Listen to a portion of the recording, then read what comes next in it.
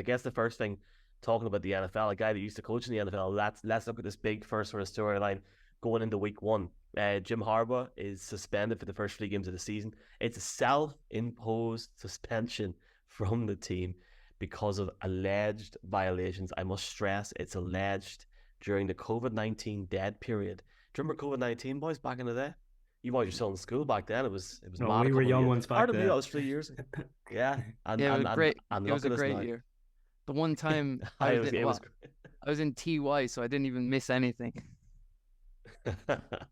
here, at least with the whole COVID sort of year, we got to see Sam Hartman last weekend in Dublin. Just to say on that FSU point, if they do finish fourth or third even, that's a hell of a way to sell a game in Dublin next year. We will come back to that because we're going to look at the FSU game down the stretch. Dara, do you feel like this seems like some sort of genius tactics from Michigan? Because looking at their schedule for a start, I mean, do they play a ranked team It's until I can tell you November right when they now, play Penn State?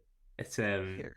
it's East Carolina, UNLV, which is Las Vegas, Nevada, and Yeah, Bowling Green, who I mean, they're going to win every one of those games by 30 points. Harbaugh could be on defense for the other team as a 12th player, and they're still going to destroy them.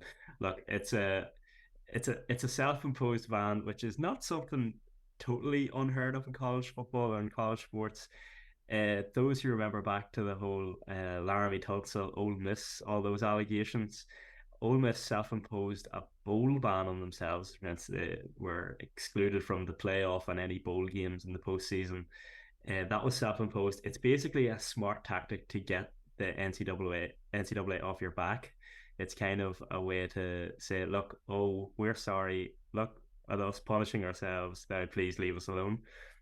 Which is a pretty smart idea from Michigan, who obviously don't want this situation to bleed into the business end of the season, where they have a real chance of winning their first national championship under Harbaugh. So yeah, I mean, look, it's a smart move from Michigan. It's not going to mean a whole pile going into these first 3 games. They're not going to struggle without him. Connell, Jim Harbaugh is 74-25 as head coach of the Wolverines in his 9 years. I mean, you're talking about being young back in the day. I feel like he was in the NFL like 2 years ago. Ninth season at Michigan. For people coming into it, that's his alma mater also. And also, Connell, like, I mean, there was sources indicating a few months ago before this whole thing came out that he could have got up to 6 game suspension. Sorry, 6 games suspended for a level one violation. So it's interesting to see this 3 game thing, but as Dara said, it is not the code's leaving cert or GCSE English. It is much ado about nothing because they're going to walk over these boys, aren't they? I mean, like it's easy, and even if they did have the 6 game suspension, I think it really would have only mattered until the 6 game, because I believe I'm not 100% sure on this because I don't have it up in front of me, but I think they play Michigan State in like week 6 or 7, something like that. So it wouldn't have really mattered even for the first 5 games of that.